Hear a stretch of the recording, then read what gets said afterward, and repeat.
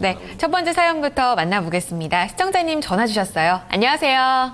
네, 안녕하세요. 네, 시청자님 반갑습니다. 오늘 첫 번째 시청자님이시네요.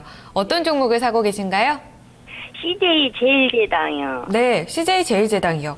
알겠습니다. 얼마에 사셨고 또 비중은 얼마나 담으셨나요? 35만 500원에 10%예요. 35만 500원에 10%요. 네. 알겠습니다. 최근에 굉장히 좀 좋은 종목이었죠, 시청자님. 네, 그래서 샀는데 이렇게 되네요. 네. 환율 영향도 있지 않을까 이런 생각도 들어보는데 어느 정도 좀 가져가실 계획이셨나요?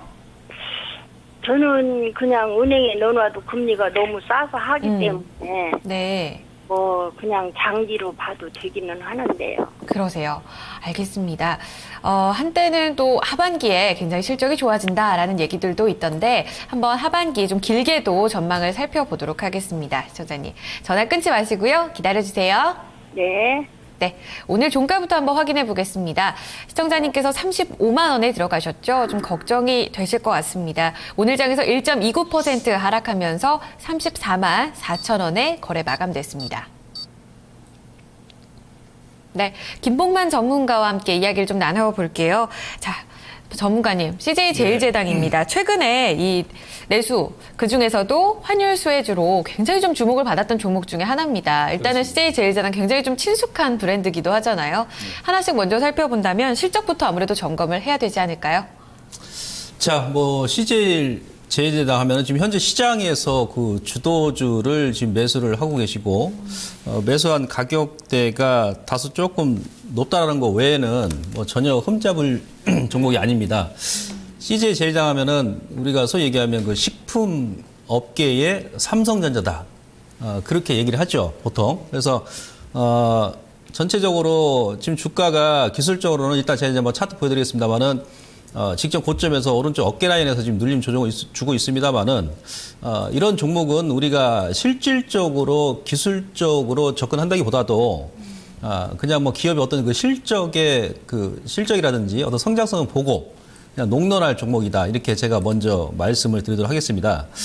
화면 지금 보시면은 일단 기본적으로요 앞서 제가 CJ 제일제당에 어디 하나 그 흠잡을 데가 없다라고 제가 말씀드렸던 요인은 동사의 전체 매출액 중에서 뭐 3분의 1 정도는 이제 그 운송 쪽이고 나머지 30%는 식품, 30%는 생명공학, 바이오 쪽입니다. 괜찮죠?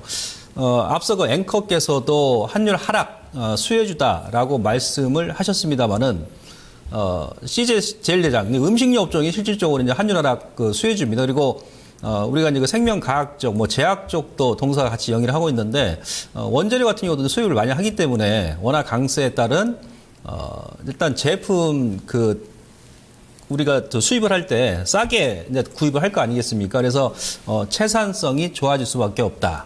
이 세 가지 지금 매출 주요 부분을 보게 되면 또 이제 내수 활성화에 따른 원화 강세에 따른 어디 하나 뭐 그 혜택을 안 볼 수 없는 그런 사업 구조를 가지고 있고요. 그 다음에 차트를 보시면 화면 보시면 자, 그 최근에 그 이제 그 바이오 사업 쪽인데요. 중국의 그 라이신 가격 자체가 1분기에 바닥을 찍고 터닝 포인트가 벌써 나왔습니다. 그래서 올 하반기 가게 되면 라이신 가격 자체도 일단 뭐 작년 재작년 수준에 근접하는 그런 그 가격 회복 국면을 보여줄 것으로 보여지고 있고요. 바이오 쪽에서도 상당히 이제 지금까지, 그러니까 1분기까지는 적자를 기록했습니다만은 3분기부터는 아니면 내년, 뭐 올 하반기, 내년까지 아마 바이오 쪽의 매출도 증가를 할 뿐더러 일단 뭐 흑자 전환도 좀 가능할 것으로 이렇게 보여지고 있고요.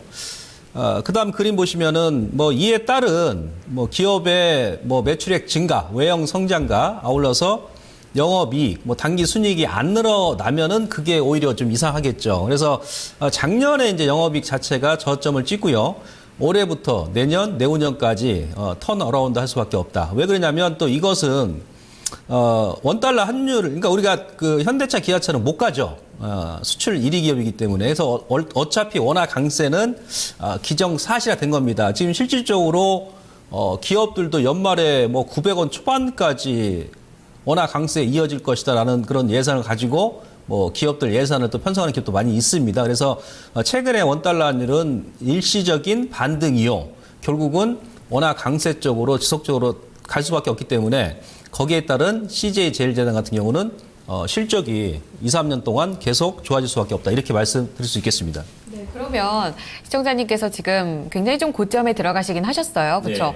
여기에 따라서 왜 밀렸느냐를 궁금해 하실 거예요. 앞서서도 샀는데 빠진다고 하셨거든요. 그렇죠. 이런 부분에서 본다면 신고가를 내고 그 부담감에 하락한 건가요? 아니면 지금 환율이 단기적으로 소폭 좀 올라오고 있잖아요. 1,030원대까지. 이 때문에 밀린 건가요? 지금 이제 결론적으로 제가 이제 말씀드리면은 그 원달러 환율에 피해주는 수출 기업이고 우리가 이제 포괄적으로 보게 되면 수혜주는 이제 수익 기업이죠. 그러나 지금 현재 환율에 의한 주가의 어떤 그 영향은 거의 다 받았습니다.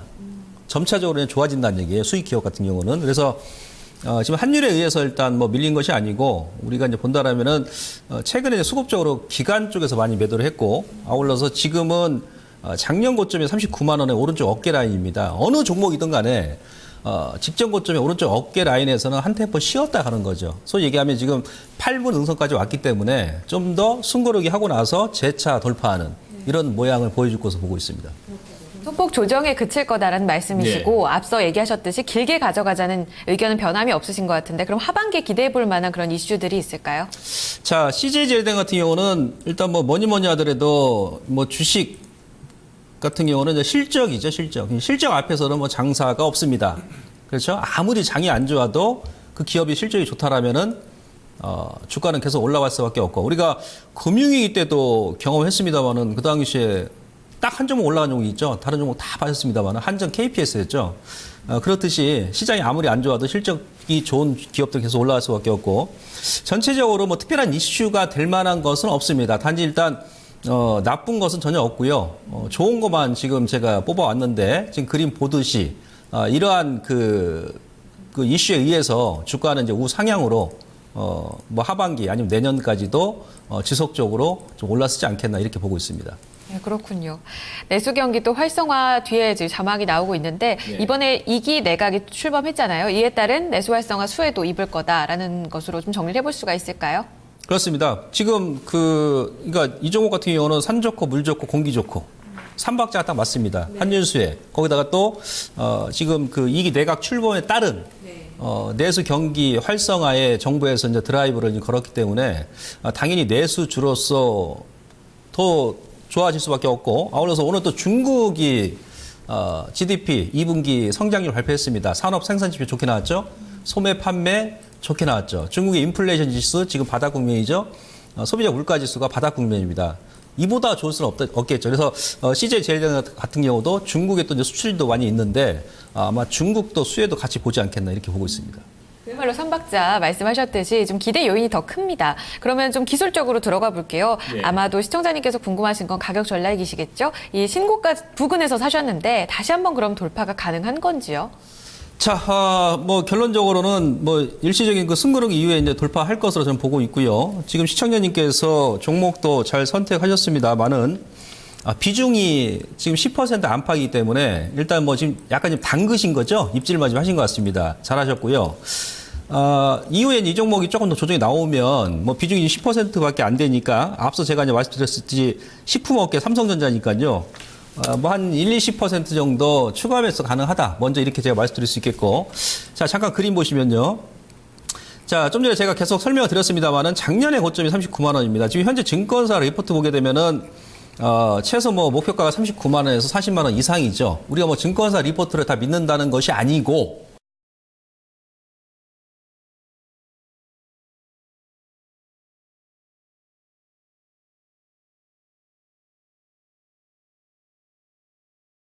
직전 고점의 오른쪽 어깨 라인까지 와서 여기서 이제 한 템포 누르는 겁니다. 최근에 외인들이 계속 매수합니다만은 기관들의 매도세도 만만치가 않죠. 기관들 같은 경우는 뭐 팔고 싶어서 파는 것이 아니고 특히 이제 투신권 같은 경우는 자기 자금 계정 가지고는 제가 봤을 때 매수를 하고 있는데 이제 고객예탁금, 뭐 펀드, 뭐 그 한매에 따른 그런 물량이 좀 출회가 되는 것 같습니다. 뭐 일시적이겠죠. 빠지면 또 기관 쪽에서 매수가 들어올 것이다. 이렇게 볼 수 있겠고요. 전형적으로 이제 기술적으로 오른쪽 어깨 라인에서 눌림 조정 주고 있고요. 주가의 이제 월봉 차트 보시면은 어떻습니까? 장기 이런 패턴은 이제 대바닥형 패턴이라고 그러죠. 60개월 선에서 거의 한 1년 가까이 바닥을 다지고 나서 지금 V자 바닥이 나오지 않습니까? 우물형 패턴이죠. 이런 패턴은 직전 고점까지 거의 갑니다. 그러나 지금 현재 이번 달은 아직 거래가 안 나오고 있고 직전 고점에 기관들의 매물도 만만치가 않기 때문에 이번 달은 현재 이 정도 가격 수준에서 움직이고 나서 다음 달에 고점 돌파를 좀 모색하지 않겠나 이렇게 판단이 됩니다. 그래서 현재 구간은 그대로 홀딩 유지하시고 길게 보시고 좀 여유가 있으시다라면은 33만 원에서 그 라인까지 약간 또 아래쪽으로 조정을 준다라면은 한 10% 정도는 추가 매수 가능하고요. 만약에 짧게 나는 뭐 CJ 제일제당 무거운 종목입니다만은 짧게 보셨다 한다면은 33만 원 지지 맥점, 손절 맥점 잡으시고 목표가는 최소 40만 원 이상 좀 중기적으로 말씀드리고 싶습니다. 네. 시청자님 다시 한번 만나볼까요? 시청자님. 네, 시청자님 혹시 전화 끊으셨나요?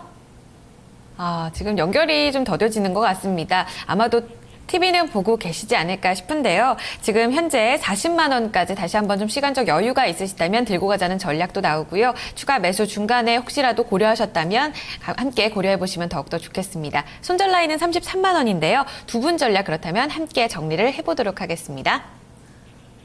네, 지금 김봉만 전문가 의견 다시 한번 정리해드리면요. 투자 의견은 홀딩, 보유입니다. 목표가 1차적으로 40만 원이고요. 손절가는 33만 원 제시되고 있습니다. 자, 지문상들의 의견도 역시 보유입니다. 목표가는 37만 7천 원이고요. 손절가는 33만 원 동일하게 제시되고 있습니다. 네, CJ 제일제당 첫 번째 종목으로 살펴보셨습니다. 다음 종목은 게시판에서 찾아보겠습니다. 종목 카운슬러 시작과 동시에 많은 분들 또 문자 참여로 남겨주셨는데요. 처음에 살펴볼 종목은 0391번으로 남겨주신 제일기획입니다. 매수가가 24,250원 그리고 비중은 55%입니다. 꼭 좀 진단 부탁드립니다. 라고 남겨주셨습니다. 지문상 대리님. 시청자님께서 55%면 굉장히 좀 많이 남기셨어요. 한 4월에서 6월 정도의 주가 흐름인데 지금은 손실 구간이십니다. 계속 들고 가도 괜찮은 거겠죠? 뭐 일단 비중이 일단 너무 많으셔서 제가 봤을 때는 어느 정도 비중 조절은 필요한 시기가 돼야 되지 않나라는 생각을 하고 있고요. 이 회사가 사실 최근에 좀 많이 빠졌던 가장 큰 요인은 좀 유일하게도 동종업계도 아님에도 불구하고 삼성전자 실적 전망치가 빠짐에 따라서 같이 빠질 수밖에 없는 그런 구조를 갖고 있기 때문입니다. 예를 들면 삼성전자 계열사에 대한 그 매출 부분이 굉장히 많이 차지를 하고 있기 때문에 이런 부분이 마케팅비 비용 절감에 따른 제일기획 실적이 좀 우려가 되지 않나. 특히나 이제 2분기 같은 경우는 광고업계가 사실 성수기라고 보시면 될 것 같습니다. 특히 이번 같은 경우는 그 월드컵도 같이 맞물려 있기 때문에 근데 사실 이제 시장 기대치랑은 많이 좋지는 않을 거다라는 전망이 계속 나오고 있습니다. 예를 들면 뭐 세월호 관련된 그 부분도 있었고 그렇기 때문에 광고 마케팅에 대한 사용 비용이 기업마다 이제 계속적으로 좀 절감이 되고 있는 부분이 있기 때문에 그런 부분이 사실 최근에 주가가 하락의 모면이 계속적으로 되지 않나라는 생각을 하고 있습니다. 그렇지만 이제 가장 중요한 부분은 제일기획 같은 경우는 왜 못 갔냐? 우리나라 광고기획 중에 제일 큰 회사임에도 불구하고 나스미디어 같은 경우는 오히려 굉장히 지금 잘 가고 있거든요. 가장 중요한 부분은 나스미디어 같은 경우는 온라인 부분이 굉장히 많이 차지하고 있고 제일기획 같은 경우는 그렇지 않다라는 부분입니다. 그렇기 때문에 회사는 굉장히 좋습니다. 굉장히 좋고 최대 주주가 삼성물산이기 때문에 삼성그룹에 대한 그 지배구조에서도 사실 수혜를 볼 수 있는 그런 업종이라고 보시면 될 것 같은데요. 일단 좀 가장 중요한 거는 매수 시점이 굉장히 많이 안 좋은 시점에 들어가셨습니다. 하락 패턴이 차트 한번 보여주시면요. 하락 패턴이 계속적으로 유지가 되는 부분에서 공격적으로 들어갈 리는 절대 없습니다. 여기서 가셔서 계속적으로 하락 패턴이 나왔으면은 적어도 22,800원대는 손절을 치셨어야죠. 왜냐하면 보시면 역사적인 저점 구간을 3번이나 연결해주는 구간에서 여기서 매도를 하셨어야지 여기서 못했으면 계속적으로 하락을 할 수밖에 없는 상황이거든요. 그렇기 때문에 또 최근에 보면은 2월달 이후로 지속적으로 주가를 올렸던 기간 투신권 매도가 계속적으로 나와 있음에도 불구하고 보유를 하고 있다?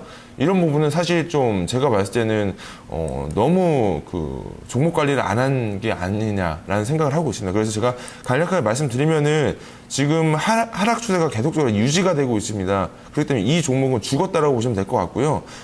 좀 과도하게 좀 말씀드리면 19,750원 깨지면 전량 매도하시고요. 이것보다 제가 봤을 때 가장 중요한 건 60일선이 회복이 되느냐 안 되느냐 가장 중요합니다. 그렇기 때문에 60일선 부분이 한 23,200원 정도 때 되거든요. 23,200원 정도 때가 회복이 되면은 가지고 가시고 23,200원 회복 안 되면 여기서도 좀 매도를 해 보시는 게 좋을 것 같습니다. 비중 조절보다는 전량 매도로 대응을 하자는 말씀이시죠? 이 가격대가 지지가 안 되면. 네, 그렇습니다. 네, 알겠습니다. 시청자님 좀 많이 속이 상하셨을 수도 있을 것 같은데요. 좀 냉정한 판단이 필요한 시점이다라는 얘기가 거듭 나오고 있습니다. 일단 손절가는 19,700원으로 제시가 되고 있고요. 그 전에 더 중요한 부분은 23,200원이 회복되고 또 유지가 되는지 여부에 따라서 이 매도를 결정해 보셔야겠습니다. 자, 제일 기회까지 살펴봤습니다. 다음 종목도 넘어가 보도록 하죠. 이번에는 전화 주셨습니다. 시청자님 안녕하세요. 네, 안녕하세요. 네, 반갑습니다. 시청자님 어떤 종목을 갖고 계신지요? KT요. 네, KT 얼마에 사셨어요? 31,000원이요. 31,000원에 사셨다고요? 네, 비중은 어느 정도신가요? 70%요. 70%요? 네. 네, 알겠습니다. 시청자님 목소리에 좀 기운이 없으신데요. 하나 더 여쭤보면 언제쯤 들어가신 건가요? 며칠 전에요. 얼마 전에요. 네. 알겠습니다. 좀 KT에 있어서 좀 많이 비중을 실으셨는데 7월 8일쯤에 들어가신 것 같아요. 어떤 부분을 저희가 좀 중점적으로 살펴드릴까요? 턴어라운드 할 것 같아서 한 건데요. 턴어라운드를 기대하고 들어가셨는데 하반기 가능한지 궁금하시다고요? 네, 중장기도 괜찮고요. 네, 여유는 있으신 것 같은데 한번 하반기 쪽까지 전망을 자세하게 들여다보겠습니다. 시청자님 목소리 너무 기운 없으시네요. 기운 내시고요. 두 분 중에 어느 분께 좀 진단을 들어볼까요? 지문상들이. 네, 연결해 드립니다. 대리님. 예, 시청자님 안녕하세요. 네, 안녕하세요. 예, 일단 뭐 제가 봤을 때는 좋은 가격대에 매수를 하신 거라고 생각을 하고 있습니다. 뭐 시청자분께서 얼마나 이 KT라는 종목에 대해서 목표를 얼마나 많이 하고 있느냐에 따라서 좀 좋은 매수냐 아니면 좋지 않은 매수냐에 따라서 갈리겠는데요. KT 같은 경우는 지금 일단 그 우리나라로 보면은 배당주라고 보시면 될 것 같습니다. 근데 가격적인 측면에서는 굉장히 메리트가 있는 가격이다. 라고 말씀을 드리고 싶고요.